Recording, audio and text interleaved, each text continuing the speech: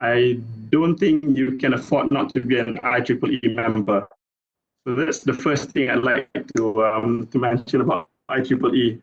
It's really helped me, and I think if I had continued to be an IEEE member, I think I would have reaped the benefits of the membership in terms of the networking and all the highlights that Professor Zuhaina mentioned just now.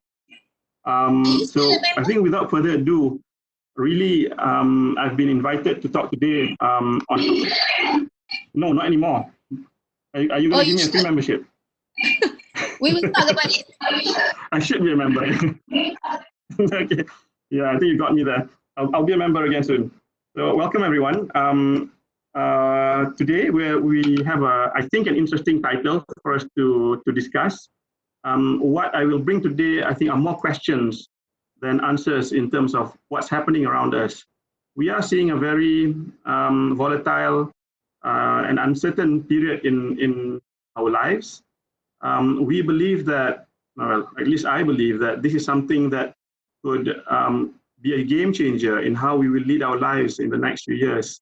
So that's the reason why we have this title, Post-COVID-19, Potential Impact to the Power Sector, given that most of us are engineers here, and most of us here are somewhat involved in the power sector.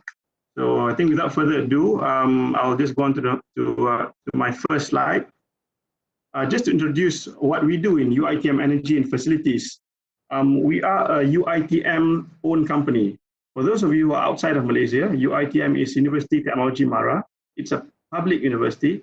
It's the third largest university in the world with about 170,000 students. We have about 36 campuses. Not all of them are teaching campuses. Some of them are training institutes, leadership centers.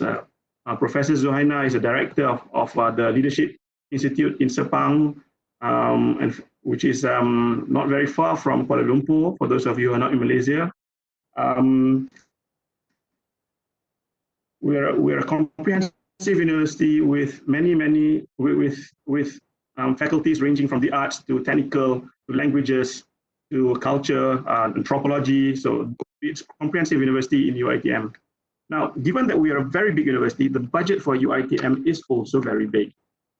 We are getting approximately 1.7 billion ringgit a year to run our operations. That includes all the grants on seeding, but not on the other grants for research. We also like to highlight that prior to 2016, we were getting 2.3 billion from the government. So you can see the budget for universities have been reduced, not just UiTM, other public universities in Malaysia as well. So what we're seeing today is that we need to optimize our costs. We also need to find new ways of revenue generation for our university. So that's why we've got this company called UiTM Energy and Facilities. So this is just one of the companies under UiTM. So in UiTM Energy Facilities, we run a 50 megawatt solar park in Gambang, which is about 2 hours to the east of Kuala Lumpur.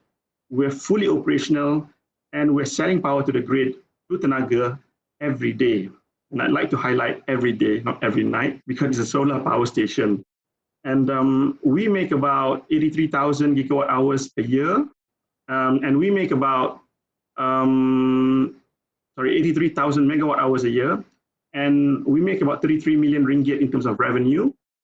And we built this plant purely through commercial means. There was no grant given by government. In fact, the license to operate this plant was acquired through an open bidding process with the regulator in Malaysia, which is the Energy Commission. And we are able to win the bid. And we raise our own funding from Islamic bonds, i.e. Sukuk, to the tune of 240 million to actually build this plant. So in a nutshell, this is what we do in terms of trying to generate new revenue for the university. We are not purely commercial. We have a discovery center in the solar park, a bit like PetroScience in KLCC, where school children, college students, university students, and even the general public can make appointments and come in to visit our Discovery Center, which discusses and gives information on renewable energy, but particularly on solar energy. So that's what we do. So I think that's a bit about us. So essentially, when it comes to COVID, I think the discussion that I'd like to frame today in the 5 parts, as you can see here, we'll cover the overview of the pandemic so far in terms of the effect of the infections globally. We'll cover the trajectories for recovery, because I think that's important to understand the kind of different scenarios that we can expect going forward to actually chart our activities, whether economically, socially, health-wise, professionally. So this is something that's going to impact us from today and perhaps until the next couple of years. But of course, the main discussion will be on the effects of the power industry. And because most of us here are Malaysians, and because of that, I'm taking input from the data that we have from the Malaysian environment. So we will discuss how it affects the Malaysian power industry, and hopefully it's got some correlation and similarities with other power sectors in other countries as well. So you and parallels. So you may expect the same effect to occur in other countries. I'd also like to bring up the scenario assessment approach in terms of how we can formulate plans, whether you're a regulator, whether you're a power company, whether you're a power company doing generation or distribution, or whether you are a policymaker in government. So these are the things that we can, these are the entities that may like to consider the scenario assessment approach when it comes to charting our future post-COVID to actually meet our objectives in our respective organizations. So ladies and gentlemen, please stop me at any time. I think we have plenty of time here since nearly everybody's locked down. So I've got nowhere to go. So if you'd like to say something, I'm quite happy to be stopped in the middle of this presentation. Yeah. And finally, in this presentation, we look at one likely scenario in Malaysia, which we might want to consider given the new demands that's required on society or the industry after we've learned about the impact of COVID can have to our environment, right? So my next slide here is pretty straightforward. This was a data that I got from Google 2 days ago in terms of the confirmed cases, 2.35 million. Most of it are coming from North America, Europe, right? So, and which is not surprising, perhaps because of the population density. But what's surprising here is that in China, the numbers of people who are infected are not to be that high. Perhaps the Chinese know how to control the pandemic in terms of the healthcare, in terms of the isolation, in terms of the contact tracing. So we're seeing we're seeing very good numbers. Well, if you can say 3,000 deaths is a good number, but essentially relative to the rest of the world, I think China has done really, really well. And we're seeing the rest of Asia being infected as well. We're seeing cases, well, throughout ASEAN, of course. And if you can look at the diagram, the guys who've been hit the most are in Europe, and of course in New York, where they are fighting very hard to control the pandemic, and the frontliners at the hospitals are really heroes in terms of supporting those in need in these very serious times. I think that's one thing that we've learned so far. We can work as much as we want, and we can think about how we want to move the industry or the economy, but at the end of the day, it's all about health, and you know, the real heroes are usually the unsung heroes that we seldom remember until we hit a tragedy, if I may say so, of this magnitude. So it's really hit us hard. Because it has hit us hard, it is, I think, very timely for everybody, regardless of what sector you're in, to actually think about what we want to do as we move forward in our society, right? So in response to the pandemic, I've got a small map of ASEAN here, all of ASEAN and a bit of the other ASEAN and Australasia countries here. You can see the different, let me get my laser pointer. Okay. You can see the different responses in terms of shutdown intensity by country. I would say Malaysia is the most strict among all the countries you see here in terms of the inbound. So we've got an X there. So we've stopped people from coming in. In terms of outbound, which is the yellow icon there, we've stopped people from leaving the country unless you've got you're going through the proper channels. And of course, domestic. I think we've nearly got a full lockdown where you can't leave the house unless you've got an emergency or if you're looking for food. So these are the things that's happening in Malaysia at the moment. Countries like South Korea, much more open, but they have other avenues in terms of tracking infections. And I guess this is where engineers can come in. If you're a communication engineer, you can actually write algorithms, do contact tracing through mobile phones, and you can actually track where the person has been and who else has been there to actually do tests and in targeted areas. So you can bring the, you can actually identify the people who can be infected, and you can still maintain a semblance of normalcy because you're able to allow the economy to continue, people going about their normal day-to-day business as best as possible in these trying times. So South Korea, good. Japan, I think they're more relaxed than South Korea. But having said that, I think they're also seeing infection numbers going up. You can see other capitals as well, like Bangkok shutting down until the 12th of April. I'm not sure whether they have continued, but this was a screenshot that I got as we started our movement control order in Malaysia. And one of the experts in Malaysia said that we needed 6 weeks of movement control order, and we are getting it at the moment. The fear is that is 6 weeks enough? And if it is not enough, I think from a personal point of view, a lot of us are professionals. We're staying home. We can work. Things get done. We can video conference. We can have webinars like what we're having now. But I think the concern are people on day wages.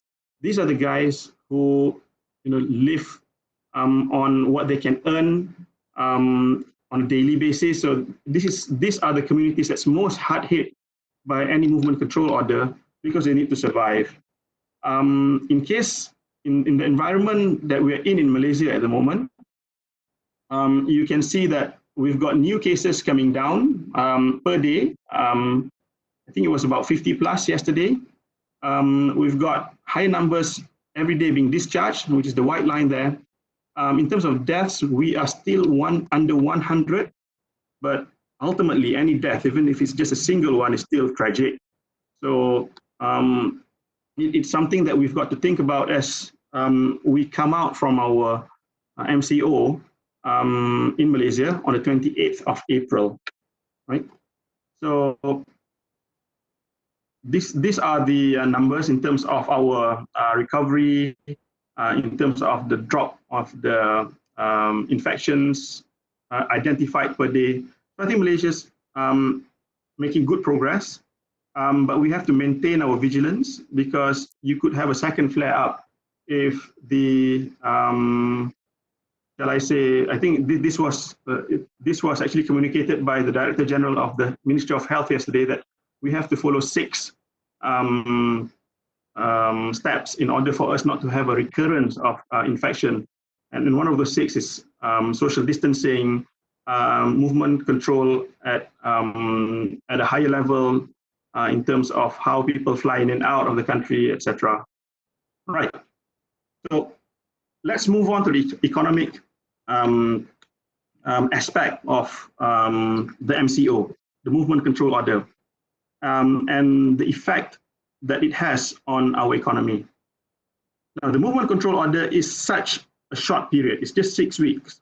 But the economic impact of the country is going to be great, because how we move about after 6 weeks is going to be dependent of what has happened in the 6 weeks and the constraints that we will have beyond 6 weeks. So the one thing that we should also be recognized as well is that we're not just having a COVID outbreak or a crisis. We're having an economic shock as well, in addition to the global healthcare emergency. So what we're seeing here is that 2 things are happening. It's a true black swan event, because when it comes to the global healthcare emergency, you've got the COVID. The economic shock comes after many months of US-China trade wars and OPEC production issues with Russia, oversupply. And I think today many of you know that oil prices in WTI, or the West Texas Intermediate price, is on the negative side. So this is really something that will really affect the economy going forward. But I have to admit, I'm not an economist. There will be economists that will come up with greater analysis that will guide us. But I think it is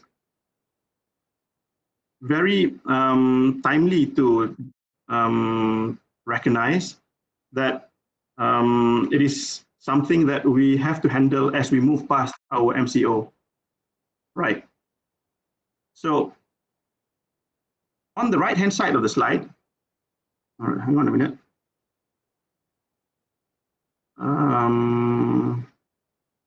Okay, on the right-hand side of the slide are the areas that indicate countries in terms of how they will be forecasted to fare until the end of this year. So you can see countries like Vietnam, because their growth is so high, I think even if they go down, and because their economy is so diversified, they're not so oil dependent as Malaysia, perhaps. So in terms of the base case scenario, they're just going to drop down about 2.1%. But countries like Malaysia, if you look at this, our drop is really, really significant, going into the negative figures, even though in the base case scenario. In the worst case scenario, we'll go even as low as more than 4% because of perhaps our dependence on our oil exports or oil and gas industries, and perhaps because our economy is not as diversified, or the industries that we have, they are the industries that will be really, really impacted because of this crisis. So these are the things that we are seeing in terms of how different countries will be affected post-COVID. And whether you're blue or you're yellow in this area, in terms of your bar chart here, all right? So in terms of a histogram here, whether you're blue or yellow will depend on how the recovery shape curve is. So we've got this V-shaped curve over here, all right? So we are looking at a very fast recovery. If it's a U-shape, it could be a medium rate recovery.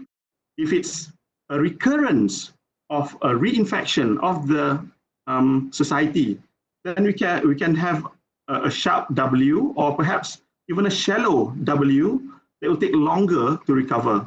So that is also why it's very important for us to really ensure that it doesn't recur again. Otherwise, we'll have a start-stop economy. That's probably even worse, because some people would have started investing in new businesses as the economy recovers, and they see another drop in terms of economic activity or constraints in terms of how they can run their businesses. And I would say that this is something that we would really like to avoid, as compared to the V or the U, or we can even have a bathtub recovery, which is very sluggish and will take many, many months for the economy to pick up again. And I would imagine that a bathtub-shaped recovery will probably be even worse than the yellow figures that you're seeing on the right-hand side of the slide. Let's try and go to the next one, please. I have control, but it doesn't seem that might take a while. Hang on a minute.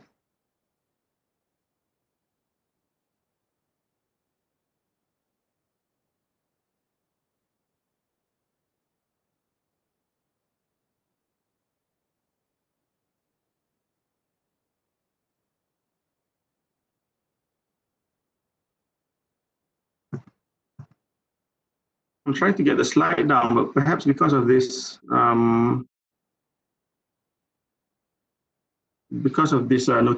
the slide doesn't seem to be moving. Hang on a minute, yeah? Let me sort this out.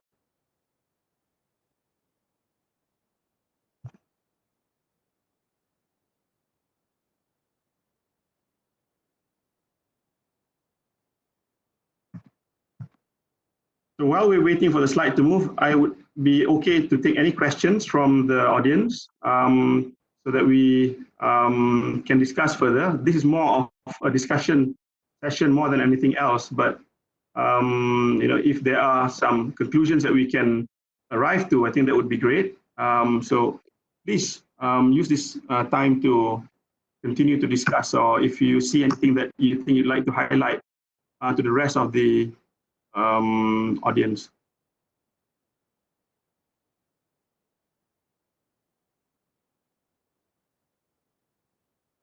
Anybody has any questions? Okay. Okay. Okay, right. So we've moved on to the next slide here. As I mentioned just now, some countries tend to fare better than others. As you can see just now, Vietnam seems to fare better than Malaysia, for example. Now, perhaps countries like that are not that infected because their economic activities are different from us. So if you look at the Moody's analysis for the different kinds of industries that can be affected, we can see that the high exposure ones are apparel, automotive. I think Thailand has a lot of this. The Japanese economy is very strong, the automotive sector. Consumer durables, gaming. I think you can see places like Macau. I think in Malaysia, we've got Genting Highlands. Singapore, the Sands, you've got casinos there. You probably see a marked reduction in terms of the revenue to run the casinos, for example. And perhaps because of that, the next targets for people who are gaming will probably go online, which is what we're doing now, because we can't do a proper physical webinar, seminar, we have a webinar. So I guess this is where we're going. And it's starting to, the signs are starting to come up from different industries in terms of how things will evolve in the future. Lodging, leisure and tourism, airlines, of course, retail and shipping. Now, these are the high exposure industries. We've got the moderate exposure industries like beverages, chemicals, manufacturing in general, metals and mining, oil and gas. Now, countries in the Middle East, oil and gas, they will be affected as well because of this. Now, if you're a country that is more on the services industry, in terms of financing, you may not have a lot of manufacturing capability in your country. But if you think about the Swiss banks, right, or the financiers or the lenders in Europe, they do not, they might not have, in certain countries like Switzerland, they might not have a lot of manufacturing, but they need to put their money somewhere in order for the money to grow. Now, if the other, if the businesses that they have invested in the red sectors or the moderate exposure sectors as well, now you've got no big factories in Switzerland, but ultimately your investments are going to be affected as well. So it is a global crisis. And And depending on how you have diversified your risk during investment and how the country has structured its industries for manufacturing or oil and gas, it will affect everybody to a certain extent. The difference is only the severity of it. So from a business point of view, from our point of view as a developer of solar panels or solar power plants, for example, we see supply disruption from in-country suppliers and international vendors. We can see guys who are not able to supply perhaps mounting structures or cables or PV panels or inverters to ensure that we are on time when it comes to the schedule of our solar power plant development. Companies will see lower demands on products and services. You can see limited new or delay in execution of large projects because developers or companies that want to develop a huge housing estate or a new mall or a new factory would rather take their time to be cautious, take the view of look and see before they actually start investing in something big. Because you can have a bathtub shaped curve, you can have a W-shaped curve. It's not necessary to get a V-shaped curve. So these are the things that people are waiting, observing, analyzing before they make a decision. So we've got number 4, we've got a drop in share prices of companies. Now, if you're a big investor, for example, and in Malaysia, you've got the Employee Provident Fund. Every one of us puts in money into the EPF every month. They've got they've got easily 3 billion, I think it was 30 billion of funds to put somewhere. Now, if they have put those money into the share market, we would see a sharp, they would see, and by default, we would see a sharp decline in the value of our investments. And this has brought out another aspect when it comes to the COVID scenario. If I am a very strategic investor, this is probably the time that I would want to buy companies in perhaps, because we're electrical engineers, most of us at least, in energy storage. I would want to acquire companies which has platforms on energy trading, companies which are involved in perhaps analytics to predict how power markets or even other markets would behave. Simply because I've done my analysis and I believe that this particular sector deserves my money and deserves my investment. So although we're seeing a lot of bad things happening here, all right, and a lot of bad things happening in number 4, which is drop of share prices in companies, you could also see some very savvy investors trying to position themselves in where they can have a marked advantage as things start to recover in the future ahead of the other competitors. And okay, number 5, business effects, increase in B2B and B2C businesses, because we're seeing people are not being able to deal directly in the retail market. So B2B in the online space, for example, B2C in the online space, for example. So number 5 is actually increase B2B and B2C in the online space. Number 6, the reduced mobility, i.e. people cannot easily move from one point to another, will encourage telecommuting, conference calls, video calls, just like what we're having at the moment. Now, because of these business effects, we've got potential outcomes. We've got winding down of high exposure industries, the red ones over here. We've got increased activity in M&A due to temporary drop of market cap of certain companies. We've been reading a lot, I think, in terms of how companies can position themselves. I've been reading some articles in terms of how certain savvy investors will snap up strategic infrastructure like ports or airports in Europe or in America or in Japan, simply because their valuation is very low now and they can see the value as the economy starts to recover again. We can see slowdown in existing financing activities on pipeline and on new projects. And of course, because we are seeing disruption on the supply chain, we do not want to be too dependent on a particular supplier. and we want to diversify how we procure our raw equipment, energy, for example, coal supply, for example, our LNG, for example, in order for us to mitigate our risks if these critical supplies to our economic activity or to our businesses can be affected in the future in the event of another pandemic. So I think diversification of fuel of the supply chain will be very, very important going forward, because I think more and more people can see the value of paying a bit more, but mitigating the risk of their business disruptions. Right. So one thing that I think I'd like to highlight here in terms of our industry, which is the power industry, is that our power generation in Malaysia has come down. Well, this was a number on the 18th of March by 22%. All right. And in the last few days, as we go through the grid system operator website, and anybody can access this, we've got a 30% drop from the COVID levels in the last few days. And what's interesting is that we don't see peaks during the day anymore. This is not happening now. The peaks actually pick up at night, and we're seeing about 13,000 megawatts at about 9 p.m.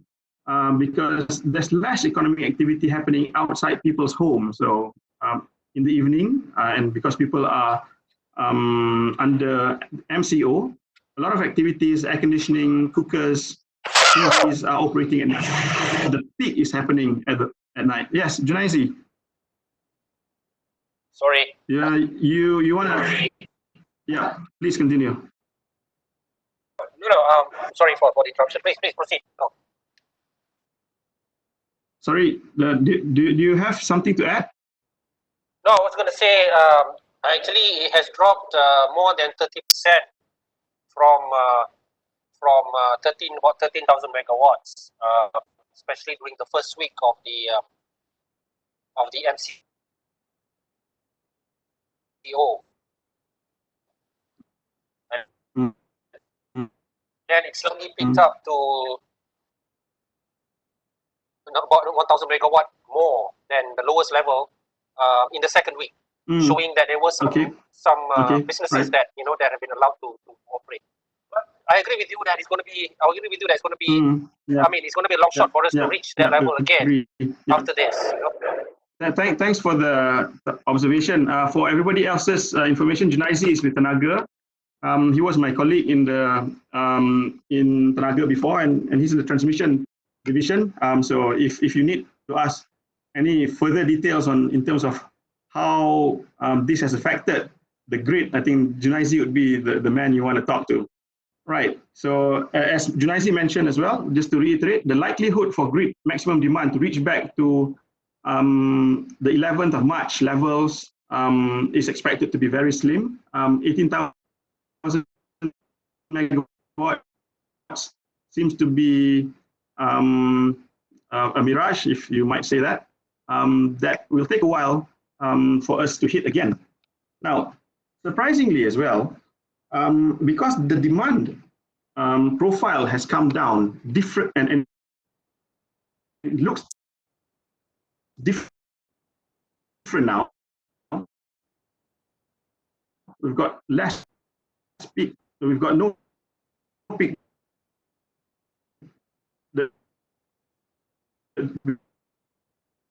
We've got a small peak during the day, but a bigger peak in night. We can see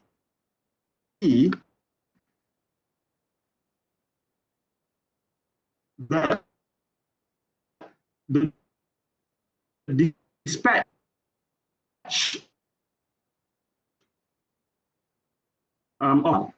perhaps we have the base load on coal, perhaps less combined cycle gas from the grid system open.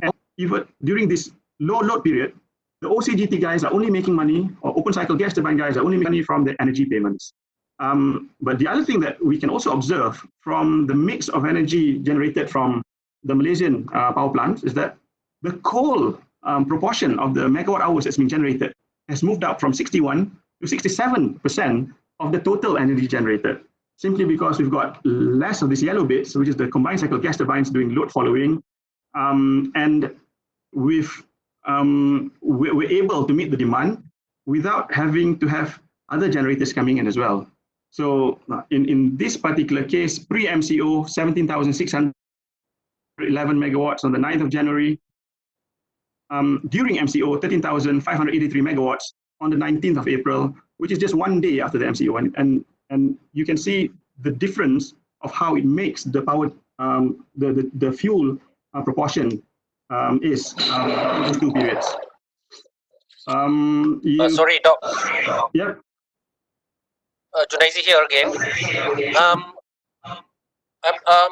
What I'm surprised you don't have a portion for solar generation for renewables in the graph, the pie chart. I was quite disappointed with myself because I couldn't find the data in there, and I'm sure the solar plants were pumping out at as much as they can, as much as the sun allows them to. Of course, solar power plants are considered to be priority must-run units, and I think if you look at the proportion of solar power plants to this, we're about 500 megawatts in terms of capacity, but in terms of load factor, we're only pumping out 15% of the time that we are actually online. So I doubt the megawatt hours coming out from the solar is that high. But in terms of the megawatt, i.e. trying to meet the peak demand, and that's usually when the sun is highest, that's where it helps to reduce the need for open cycle gas turbines. And they are augmented at the lower level of the load profile by the combined cycle gas turbines. But of course, I think if you are able to get the grid system operator data for solar, I would expect to see the proportion to be about perhaps 4% to 4% of the megawatt hours of this pie chart is actually coming from solar. The other thing that we also noticed because of the pandemic and because of the low peak loads and the change of the load profile is that a lot of plants have been scaled. A lot of dispatch orders for plants have been scaled down. So if you look at coal power plants, because they although you can see the energy coming up, energy comes up from 61 to 67%, but in terms of the capacity that they're supposed to provide to the grid, if you look at one large power plant in Perak, for example, the capacity is 4,100 megawatts or close, because you've got derating and whatnot. You can actually see that they are not asked to run 4,100 megawatts, of course, but you are looking at them being dispatched at 2,600 megawatts instead of the full capacity of 4,100 megawatts. Now, because of this, they're not operating at their at the heat rate that is most optimal. All right, and if these power plants, regardless of whether they're coal or gas turbines, and if they have been coming into the grid and getting a great tariff, then they're all right. But if they were very aggressive when it came to the bidding to sign the PPA with Tenaga, so when they are not operating at the optimal point and they're operating at a lower efficiency, then they could be losing a bit of money, because that was not where they were. That was not the operating point that they based their financial model on to do their feasibility, their economic feasibility analysis for the power plant. So this has, well, perhaps small effects on the newer power plants. The older power plants, but more effect on the newer power plants who are very aggressive in terms of their pricing for the tariff that they sell to the grid. So I saw a question just now by Rosman. Can you? But I can't seem to get the the question from the screen. Would you be able to ask the question verbally, for, because you may have something that would be useful to share with the rest of the group? Okay, my question was on the force majeure. Whether you have few LSS tender coming up. Just now you mentioned that there is pressure on the supply chain. So is this then giving avenue for the LSS developers to claim force majeure? Okay, right. Thank you, Encik Rosman. We are developing a 25 megawatt solar power plant in Pasir Gudang now. So what we are seeing is that our, construction has stopped completely. Some of the equipment that's supposed to come from China are held up in Chinese ports before we had our own movement control order. So you see, we've been hit by a double whammy of delays because China had their own MCO earlier than Malaysia. So their production slowed down, right? And then when they started to export the equipment to us, they got stuck at the ports because we started our MCO and they couldn't send. Some of the equipment that was successfully sent through the shipping lines did arrive in Pasir Gudang or Port Klang, but they couldn't be extracted from the ports because of the MCO on our side. So we are sitting on a couple of months of delay at least. And of course, I think for any developer, in our case, we'd be paying tenaga 750,000 a month because of these delays. So because of the MCO, our delay is at least 2 months and at least a penalty of 1.5 million. And that's a big chunk of our project cost. For everybody's information, our project cost for Pasir Gudang is about 95 million, all right? So if we're supposed to lose another 1.5 million, that will really throw our our financial model out of whack and will affect our investments because of this MCO on Malaysia and also on China. So of course, Encik Rosman, we will want to apply, but I think the decision will be referred to Suruhanjaya Tenaga in terms of whether we would be given this waiver or this provision of force majeure due to unforeseen high impact global events.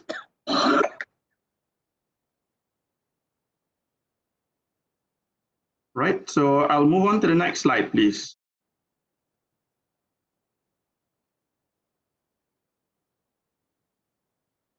So it seems that every time I try and move a slide, it takes a while. So just bear with me for a bit. Okay. Okay. So we looked at the grid generation just now. We looked at the load profile just now. Let's look at TNB's position because I think a lot of people in the industry are worried because TNB is the biggest pay master in the industry. We would be worried as well if TNB's position is not stable during the MCO because we get our income from Tenaga, who is our customer. But coming in from the business point of view, TNB's position is stable during the MCO and beyond because we are operating in a mature regulatory environment, particularly in the wires business. Now, TNB makes its money from its power plants and its transmission and distribution wires business. TNB's power plant may lose money because they have lower generation output because of the lower demand. But because not all power plants in Malaysia are TNB power plants, so they are somewhat protected in terms of the revenue loss because the other generators from Jima and from Tanjung Bin or from the open cycle gas turbines, PD, are also losing money. So not all the money lost from generation is lost by TNB. So in a sense that helps TNB a bit. But critically, TNB does not lose money at all from the wires business because the wires business is a regulated business. The tariff that we pay to Tenaga is based on the regulated asset base. If Tenaga has a value of 60 billion in the wires business, TNB should get a regulated return on that 60 billion. Now, how they get it is through the incentive-based regulation tariff. If the power demand goes down, right, so they get less money from their operations, in the next regulatory period, they are able to increase their tariff a bit to cover for the loss of revenue from the previous regulatory period in the wires business. Now, the blade cuts both ways. Not only that TNB is protected if they've got less money, but the consumer will be protected if there's more demand. For example, if the economy really goes up well, and TNB is only supposed to get 45 billion from its businesses, from its regulated business, but it gets 50 billion. That 5 billion will be returned back to the consumers in the next regulatory period. So in fact, from the wires point of view, TNB does not win, TNB does not lose. The wires business is a steady income earner as the IBR gives a regulated return. So this is something that I think we should be, I think from a point of view of stability of the industry, that I think we should be grateful for the government to allow this in order for the industry to be sustainable. So it gives us a lot of comfort as an IPP, because we're a developer of solar power plants, to know that Tenaga is able to be strong and keep paying the generators or the other parts of the industry to ensure its sustainability. Okay, let's see if we can move on to the next slide.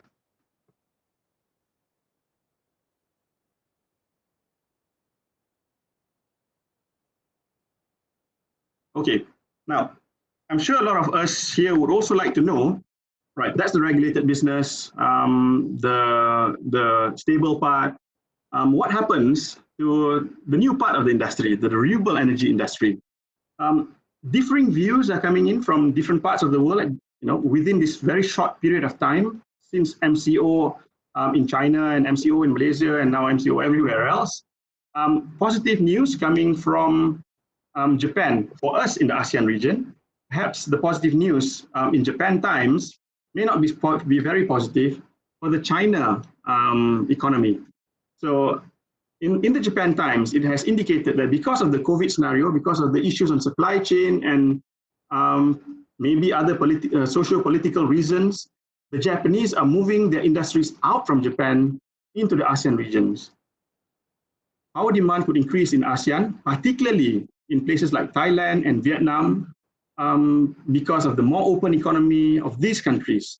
So although we're seeing a drop in terms of the demand of power because of the COVID situation, countries which are able to be open, to be more liberal in terms of foreign direct investment, investor friendly, able to communicate well with big manufacturers, will be able to attract these industries to come over. These are the countries that will be able to ride the storm better than the rest of the ASEAN countries. So I think many people here have different opinions of whether Malaysia are one of those attractive countries for investment to start up new operations if the Japanese companies move out from China to come to the ASEAN. But I think it remains to be seen as how well our government can deliver on mitigating the impact of the lower economic output because of this COVID situation. Now, for renewable energy in India, for example, and this comes from the Hindu newspaper, India is nonetheless powering ahead on renewable energy, COVID or no COVID, all right? Simply because it has a capacity issue, because the fossil fuel power plants are heavily subsidized, and the Indians believe that with further regulatory support for the developers of solar or other renewable energy sources like wind, they would be able to drive the economy further. And what they're doing is that this stronger regulatory support is in the form of amendment of the Electricity Act to protect RE developers in terms of the obligation of the off-takers from the energy, of the obligation of off-takers to pay the RE power plants. So even in hard times like COVID-19, India is powering ahead. Now, we look at the previous slides before in terms of the negatives of the COVID pandemic to the power sector, specifically in this case to the renewable energy sector. What we are seeing are low oil prices, which can mean lower gas and coal prices too. We can see cheaper power generation will be the norm in the short term. So that's less incentive for power systems that has sufficient capacity to move towards renewable. So like in Malaysia, we've got 23,000 megawatts of capacity. Our MCO peak load now is 13,000. Perhaps it will recover to 16,500 post MCO and will start climbing slowly to its previous peak of 18,500 plus. All right. But some people or even policymakers would think, why we want to allow more RE to come up? Because we have all these power plants now and fuel is cheap. But I guess it depends on the long-term economics of it.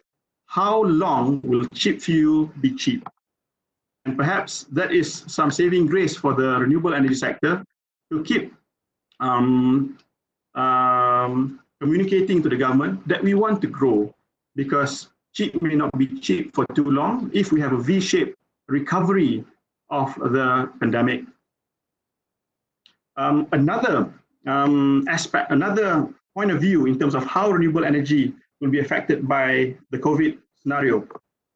Some analysts that was quoted by The Guardian from the UK believes that investment in RE can be a tool or a lever to lift the global economy from recession. Because they believe that the COVID situation will recover eventually. But if other industries are not able to create the economic activity, perhaps the renewable energy industry can be one of the drivers for economic recovery. So one of the analysis is that speeding the investment could deliver huge gains to global GDPs by 2015 to the tune of $100 trillion. So these are some of the indications, plus stories, negative stories of how renewable energy can play out post-COVID. Now, because of all these disruptions, because of all these uncertainties, mixed signals coming from different parts of the world, from different analysts, all right? What is true, I think, are three things that I've gleaned from The Economist about a week ago. Three things that they have concluded. We will probably move towards a deglobalization and a more inward-looking economy. Because if we trade with others, we are dependent on their business. We want to be more dependent. We don't want to be as dependent as we were. We want to try as best as we can to be in control of our economic activity. So this is my understanding of this conclusion made by an analyst, which was published in The Economics on the 12th of April. Now we are looking at the ability for there are people who are pro-globalization, and they will argue that yes, whilst you try and control the environment and not have too many economic shocks because you can operate independently within your own company, you will not grow. So I think that there is that balance between deglobalization and maintaining globalization. But the view is, the knee-jerk reaction is, people want to keep everything to themselves because they're scared of being shocked economically if a pandemic like COVID happens again. So it's a more inward-looking view at this point in time by perhaps policymakers, businesses, in view of what will happen in the future. Now, number two, infusion of data enabled services in many more aspects of life. So here, because of the constraints on mobility, data-enabled services like communication through online means, efficiency, for example, in businesses are more important simply because you have less room to maneuver now. So whatever tool that you have in your arsenal or whatever weapon you have in your arsenal, it's got to be really sharp. That's where the infusion of data-enabled services will become more prevalent in many more aspects of life. It could be in healthcare, it could be in monitoring of movement, which perhaps some will argue that it is critical in terms of human rights, for example. It could be in other sectors like, of course, energy. It could be on mobility. You would want to know when the next bus will come. In Malaysia, that's very, very difficult to predict because you would be able to optimize your resources, your time, perhaps even for bus companies, it's fuel. So data-enabled services, analytics will be more important because we're trying to survive on less. The third observation by the economists was that the consolidation of economic power will now move closer into the hands of giant corporations. Now, this is because when we look at the economic impact and the resilience of these big companies, they're much, much more compared to the local, smaller, medium-sized, small-sized industries and companies. There could be thousands of companies that will shut down because of bankruptcy, of inability to continue to operate after the post-COVID environment. Airlines, for example, but even businesses like consultancy services, like engineering consultancy services. They have 50 staff. They have to they run projects for their clients, and now their clients are saying, I can move my projects because I've got no funding. So there's a knock-on effect from the lenders to the developers to the service providers, i.e. consultants, and these are the smaller guys that will be affected. So coming back to our business, what does that mean? If we think about small solar power companies, which are heavily extended in terms of their investment, for example, putting solar panels on rooftops. And now, those roofs, whilst generating power, the owner of those roofs are not able to pay them because the factory at which the solar panels sit on is no longer operating. So that knock-on effect from no payment to that solar installer or the small solar investor for the CNI sector will perhaps push this solar investor, this small solar investor, into bankruptcy. So you have less smaller companies because of this pandemic, and because of that, a lot of bigger economic activities will be gobbled up by the bigger companies. So give me a minute here. I think I've got a question by Mr. Rosman again. So can you repeat your question verbally, because I'm not able to read something that you have written.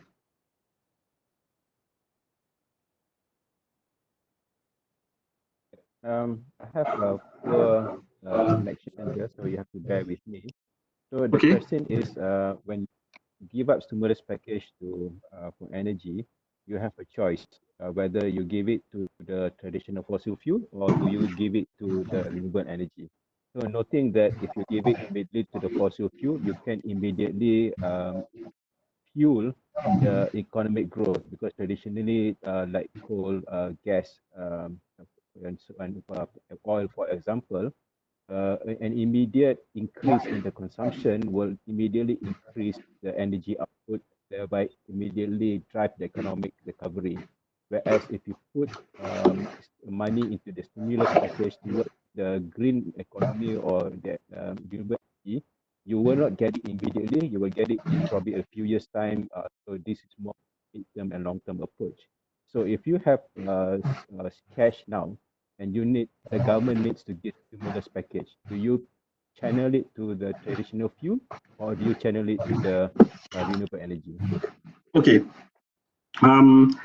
I think before you decide to channel to which sector, whether it's green energy or to thermal energy, I think we got to take a step back and say that why do we need to channel this?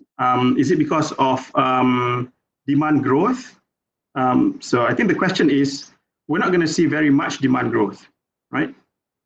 So if we're not seeing very much demand growth, do we need a big coal power plant, or do we need a combined cycle, or can we get away with getting large-scale solar because they can be scaled up or down quite easily in terms of the capacity?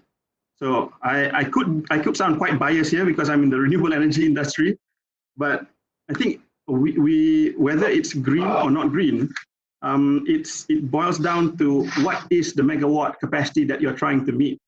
And if you're just trying to meet, again, if you're just trying to meet a growth of perhaps 3% of maybe 20,000 megawatts, so you're looking at 600 megawatts. So there's no sense to have a 600 megawatt coal plant. Perhaps the frequency of those plants coming in will be a bit less. But having said that, yeah. TNB is the TNB is the off-taker of energy, off-taker. Correct.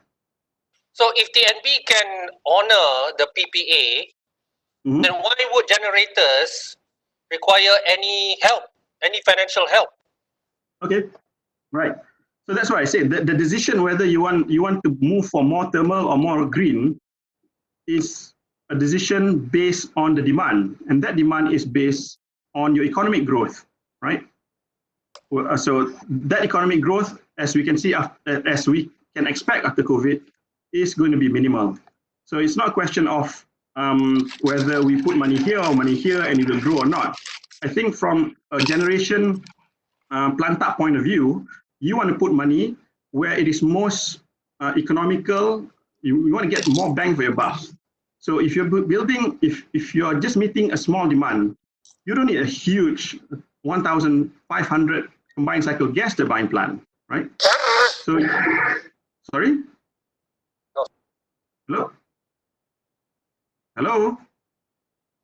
Okay, so my view is that the first question that we need to ask ourselves is, what is the megawatt capacity that we need to meet before we decide to go whether we want to go into green or thermal power plants? I think thermal power plants are great because they take advantage of the really low fossil fuel at the moment. They're mega projects because one power plant can have a value of 5 billion ringgit. Now, then that activity can happen for the next 3 years of construction, for example. But from a different point of view, from a social aspect, the people who will be employed in those power plants are very specialized people. If you go into renewables, anybody with a reasonable amount of engineering capability can go into the industry. It is more socialist, if you can say that. But you're right in the sense that these are small projects that you will not see big growth and a big bang into the market as opposed to building a very big coal power plant, right?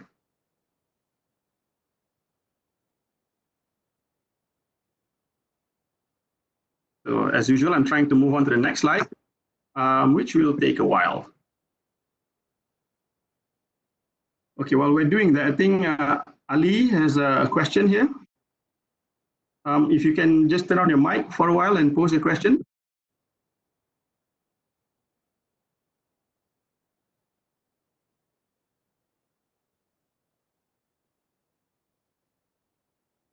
No? All right, okay. So, okay, that's fine. Right, so the question is, what happens after the MCO? And what I have in front of you here is somewhat of a flow chart in terms of a decision analysis flowchart in order for us to be able to look at different scenarios, right? So essentially, the industry on the right-hand side, right? We've got the generation sector, T&D, wires, retail. We've got the EPC contractors. We've got the manufacturers, OEM side. We've got consultants. We've got the lenders as well. So the industry, right, takes their input from ultimately what the government policy is and what the regulatory environment will give them, and how the greater economic ecosystem will behave and what drivers they will give in terms of the demand, right, of the economy. So every time we make a decision, it's got to be anchored on the demand, unless you can create demand. But in this case, it's a bit single dimensional. We're all looking at demand in terms of how we can and how the supply can support the demand. So we can also have a different discussion later how the supply can create demand, but we can perhaps leave that on another day. So here we are looking at questions like, what is the recovery going to look like? Is it an S, is it a V curve? Is it a W curve? Is it a bathtub curve? How is the energy demand going to be met? And this was the question posed just now by Rosman. Do we need to invest more in thermal power plants? Or do we need to invest in more renewables? And and what is the most cost-efficient way of investing to meet that power demand? Whether it's going to be, you're using a pickaxe or a jackhammer to try and open a small box, which is going to smash the box, or do we really need a big jackhammer, like a big power plant, to meet demand, because actually demand is rising? So those are the questions that has to be answered first before we look at all the other bits that follow it. Now, if we take a particular option, what are the challenges coming from those decisions of those options? Now, because of all these inputs, right, and because of the different ways that we can meet demand, I think as policymakers, as strategic practitioners in corporations, we would want to see different kinds of scenarios. You've got AA1 until AA4, you can have A, B, C, D, E, or whatever. You can have thousands of scenarios, and you can filter them and really focus on the ones that's most likely to happen in your ecosystem, be it whether you're a generator or a wires business or a contractor, right? So you're looking at how the demand is going to look like. And when you are the supply guys, how do we meet the demand on the investments, on the development? Are you going to see the right policies for you to invest? I mean, for example, for power plants, are we allowing international bidders to come in and own power plants in Malaysia? There are good things about it, and there are bad things about it. So we have to follow, and we have to see what the regulatory and the policy environment looks like before we decide what we want to do with investing in a new power plant. Are the lenders now more risk averse in terms of lending money to you? Can we still see 5% sukuk in next year? Or are we seeing sukuk even at 8% next year, which is the same as term loan this year, because they're more risk averse, and it costs us more money to build a new power plant? What kind of project should be invested in? Perhaps the solution is not in building new power plants. Perhaps the solution will be on investing in the grid, to be more flexible, to have more demand-side management, virtual power plants, perhaps a more proactive market where consumers become prosumers. So those are the new projects that can be invested in. And it all depends on government policy and the regulatory environment. That's on the development side, on the investment side. When we go lower, on the operation side, because of the COVID scenario, how do we ensure that our team can be protected from the COVID or any other environment, biological or otherwise? Perhaps we need more protocols on health and safety. Perhaps because of a shutdown that may happen because of a recurrence of an infection, we want to have redundancy in our operations in terms of our field team, our spare parts, our remote operation capability. you can operate a power plant by staying at home, for example. Well, I think a solar power plant, you can do that, but not on a thermal power plant. We can look at tools and technology needed for all these new things to happen. But one of the biggest things that kind of got to me was fuel security, because a lot of our fuel, well, all of our fuel for our coal power plants comes from overseas. Now, we have a reserve of perhaps 30 days in the coal yard of every coal power plant in this country, be it TNB owned or other IPP owned. At the moment, the mines are operating very well in Australia, in Indonesia, in South Africa. If we have a pandemic like COVID, and these coal mines are not able to supply, or even if they're able to supply, the shipping lines are not able to continue to operate because they have reduced volume and they go bankrupt. And there are no shippers to bring this coal from far-flung places or power plants in Malaysia. What's going to happen next? Perhaps because of that, you'd be looking at how to diversify your coal supply. Or perhaps because of that, you'd be looking to reduce your dependency on coal, or reduce your dependency on LNG, and increase your dependency on renewables, for example, because renewables are energy sources in country that you can control. So these are very big questions that we can't answer as business people. It is the regulators' role and expertise, policymakers in the economic planning unit, in governments, in the Ministry of Energies, to finally decide how we should move forward post-COVID environment. And of course, because of fuel security issues, they might decide to have a different kind of power plant, different kind of load modulation. So because of that, the businesses on this side will also have to adapt to the new government policies and to the myriad of scenarios that can exist because of these government policies. And whatever solutions that we have here, it depends on the market as well. Perhaps there's a new power source that we want to invest in, new technology in terms of demand control, a new capability for us to modulate our load and able to trade with each other. So these are the things that can happen in the future. And as we go further into the future, I think things will become clearer because there'll be less uncertainty on COVID or the economic growth, activity, and the risk involved as well. So for us to be able to decide on this, right, it depends on what happens on the left-hand side of the graph. So I saw questions is now by Rosman again and Ali. So can we have your questions verbally so the rest of us can try and get something out of it, please? Yeah, Rosman again. I'm just being a devil's advocate here because just now you mentioned distributed generation and also consumer.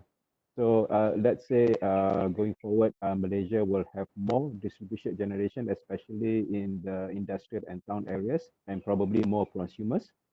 And then thereby TNB more probably during that time will reduce their installed capacity just to cater for the increase in consumer. Let's say we have another COVID-19 situation in future where you have forced shutdown, and then you have restricted movement control order, and you have what they call it cases where the companies that are actually producing distributed generation or the prosumers go out of business, and then there will be over reliant at that time for TNB to basically take over the supply of electricity industry. So being devil's advocate here, do you see this as a risk in future? Okay. Okay. Perhaps with technologies, we can move further towards more distributed generation. If the economics is there, with better technologies, these guys can be prosumers. One thing that can happen is that if they are more independent, they may survive without TNB for 80% of the time. So at least because they've made that investment for their small area, for their campus, for example, they can self-generate. So if TNB does not come in with the big electricity generated from the big power plants, in a sense, they're able to continue limited operation because they have their own power generation. That's number one. Number two is that who will supply this capability of distributed generation? They're still not cheap. I mean, if you look at energy storage, if you look at gas engines, and if you look at solar farms, they're still not cheap. And I doubt a campus owned by UiTM can raise its own money to build this infrastructure for them because they want to be less dependent on the grid. So smaller companies are not able to do that because they don't have the money, right? So going back to this slide, number 3, consolidation of economic power into the hands of giant corporations will happen, perhaps, because it is the companies like Tenaga and YTL and Malakoff, for example, will be the same guys that will be building smart grids for the campuses. So from a business point of view, you are diversifying your risk. Whether you have big electricity coming in, you're okay. Whether you've got COVID coming in, your customer can still operate, and because you're big, you are the only few guys in the country that can have this kind of businesses. So in a sense, all right, there's no conflict there from the point of view of business growth for the big electricity providers. Because I think the winners after COVID are those guys. They're going to stand up taller and stronger than the smaller guys who just started to build up their business, because the scale is different in terms of investment requirement, the financial strength, and so I hope that answers your question. Yes, we will probably have more of this smaller microgrids or smart grids, but they are going to be the businesses of the big electricity guys. Dr. Amir? Yep. You have another 10 minutes before we wrap up. Okay. Okay, sure. 10 minutes. Maybe okay. there's one more question there from Aliasgar. Okay. Mostly the solar cells are manufactured in China. Put some light on its availability and manufacturing post COVID-19 due to socio-economic changes. Okay. The solar PV production capability in China is tremendous, right? And the competition in China is also tremendous. We can see big companies like JA, we can see Jinko, we can see, well, at least half a dozen of them are global leaders in PV module or panel manufacturing. But we can also see small companies like ET Solar, which was one of our, which was our contractor to build our power plant in Gambang. And they were supposed to use their own panels to install in our power plant.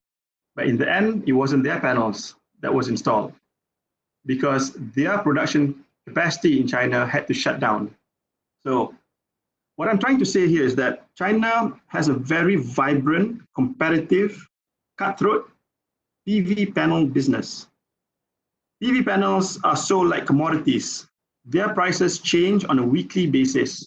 At the moment, the solar modules are costed at 19 US cents per watt. It used to be 23, 24 cents US cents per watt a couple of months ago, but because of this COVID situation, it has moved down. So I would not worry about the supply coming in from China because it's so dynamic. If a manufacturer does come down, it will be quickly replaced by another player, simply because their own domestic market is big enough to sustain the business. If they don't export, their government is so rich, they are able to create businesses in the forms of more quota for solar farm construction, for example. So it is a different ball game in terms of China when it comes to the production of the PV capacity. It's like you're a small motorboat, and suddenly in front of you is an aircraft carrier. That's the kind of manufacturing strength that, well, I would imagine that I am trying to illustrate when it comes to the PV panel manufacturing in China. So just the last slide, Prof. When it comes to the scenario analysis, right? So this slide alone will probably take another 3 hours to describe, because every point can be argued and can be debated by many people here. But what I'm saying is that based on that scenario analysis, right, and based on the trends of not wanting to be dependent on external fuel sources, for example, and based on the trend of going for more technologies to come in, diversifying our resources, having more distributed generation, demand control, virtual power plants, demand side management, more controllability on the grid at the distribution level, perhaps that is where things will go, because these are places that we want to be in the next 10 years, perhaps.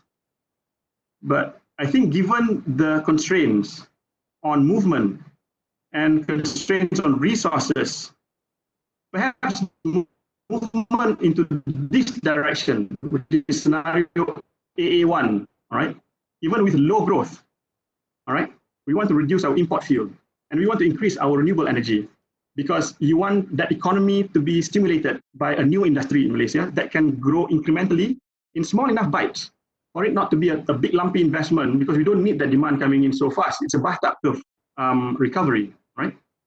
And maybe a pipe gas cost of 35 ringgit MMBTU, which is higher than now, which is now is about 28 ringgit.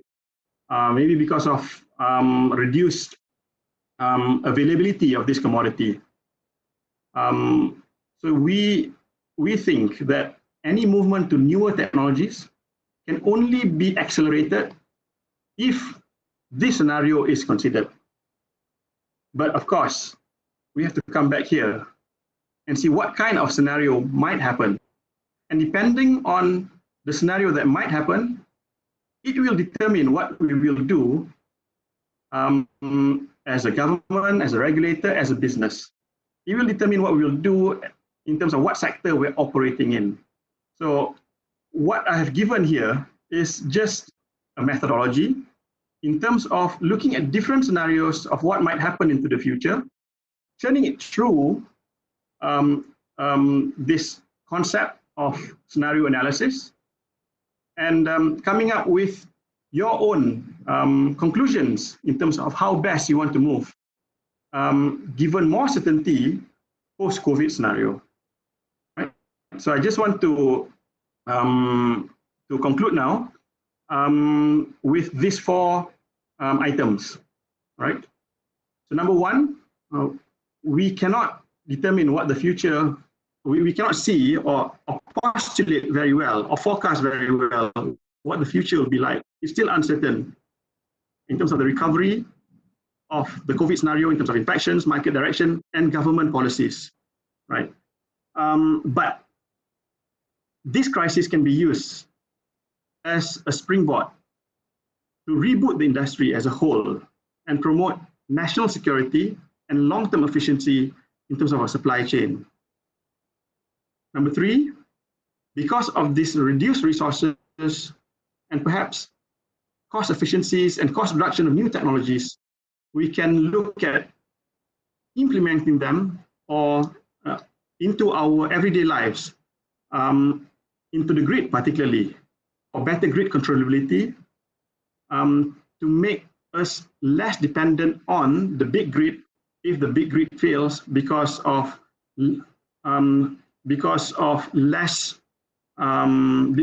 its inability to generate power in the apocalyptic event of reduction of fuel supply. So you want to be more dependent on you want to be less dependent on them and being able to control your own destiny with your own investment with more cost-effective technologies. And because of these more cost-effective technologies, because things are moving down to this level, it opens up many business opportunities for companies to identify, invest, and grow in these new business areas.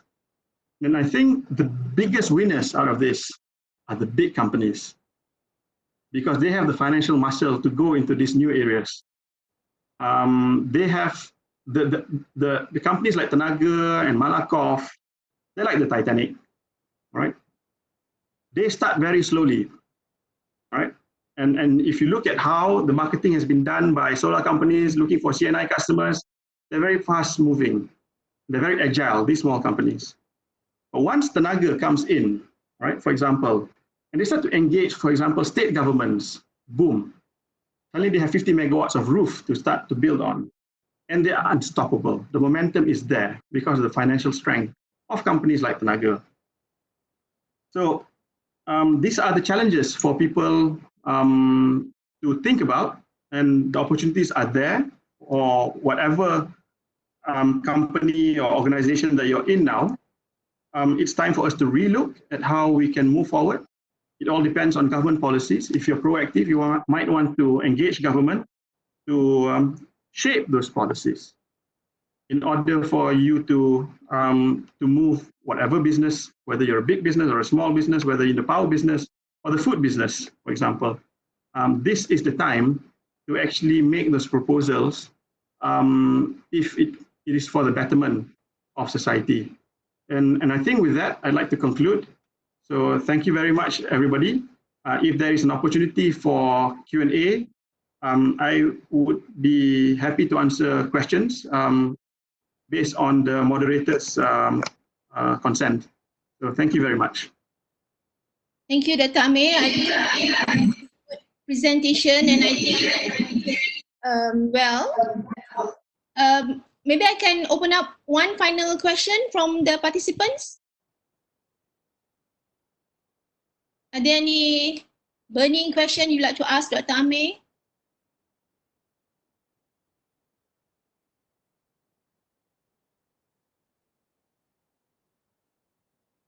I can see there's the, okay, someone asked whether we can have the copy of the slide, Dr. Amir? I can email it to you. Yes. I need to clean up certain things, and I can email it to the organizer for distribution later, yeah? All right. Okay, we will email to all the participants. So with that, I think we can conclude. I think based on the presentation, there are many questions that we need to analyze carefully. There's so many uncertainties, but however, there is some positive outcome also from this COVID-19. And perhaps for power sector, it will be a new normal also, as the rest of us, rest of us. Okay, so thank you everyone. Thank you for participating, and thank you for sitting through from 4 o'clock until 6 p.m. That was a 2 hours talk, which is very good. And perhaps Tami, we can have another session. We can, if MCO extended, maybe we can have another free session, maybe a different topic, extended version. Sure. Okay, right. Definitely.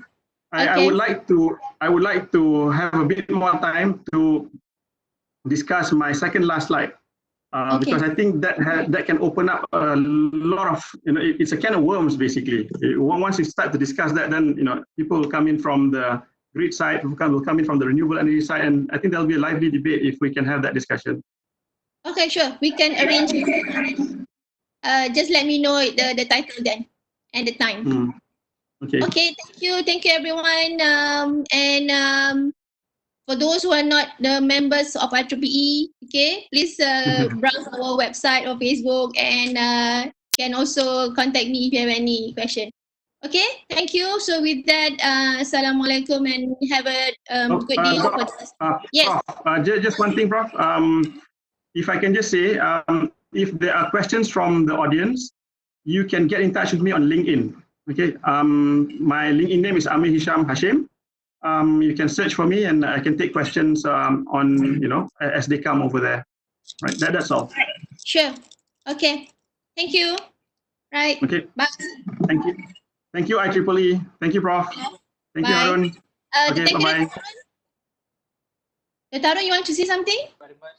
Yeah, thank you very much to Dr. Amir, Dr. Zohanna for moderating the event, and we hope to have Dr. Amir again because many participants were not able to join this time.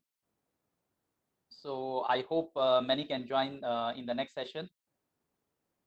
So I would like to say thanks to everybody, and I would apologize once again for unexpected interruption. This was due to some technical errors. We will try next time to provide you webinar in a better environment. Thank you very much. Thank you everyone for being with us. See you in the next webinar. Okay, Thank you. Care. Thank you very much. Thank you for listening. Assalamualaikum. Salam.